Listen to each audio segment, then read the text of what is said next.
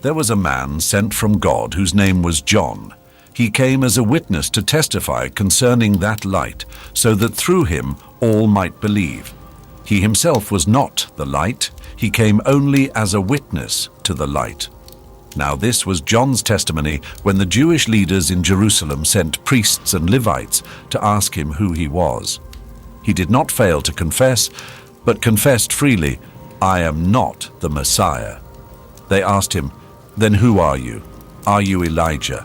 He said, "I am not." "Are you the prophet?" He answered, "No." Finally they said, "Who are you?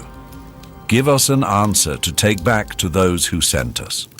What do you say about yourself?" John replied in the words of Isaiah the prophet, "I am the voice of one calling in the wilderness, make straight the way for the Lord."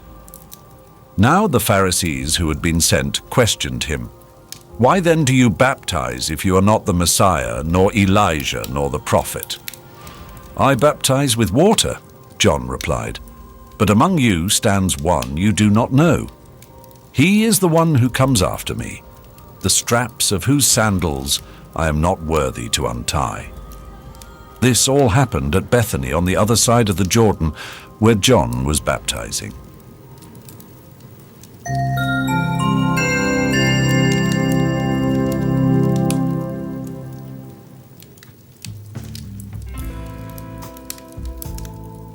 In today's postmodern world, truth is often treated like an item on a restaurant menu.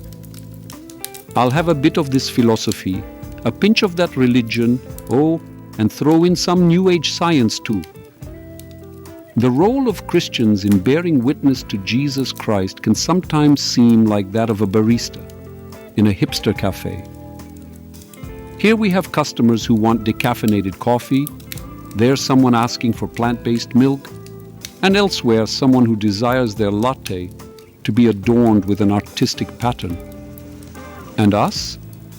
We have to offer the classic black coffee, the pure message of the gospel without any frills or eccentricities.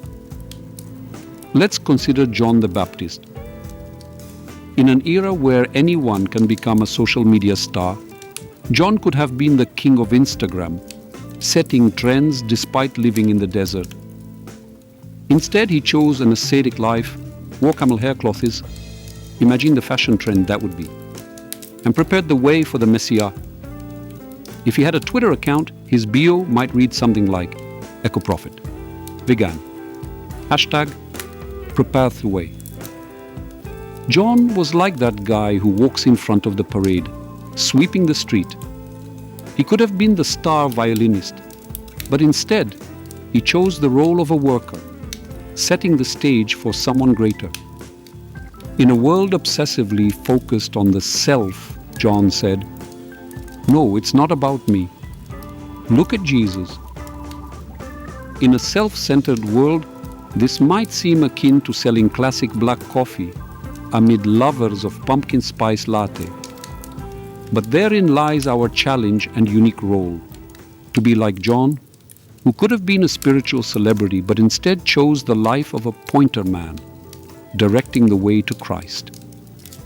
We are called to serve the evangelical coffee in our everyday lives, among our families, friends, workplaces, and communities, simply and sincerely, always pointing to the true source of light and life. Our task is to maintain the essence of the gospel, serving it straightforwardly and authentically, even if it seems like everyone around prefers something more trendy. May our fidelity and simplicity of the message remind everyone of the immaculate and eternal truth offered by Jesus Christ. God bless us all.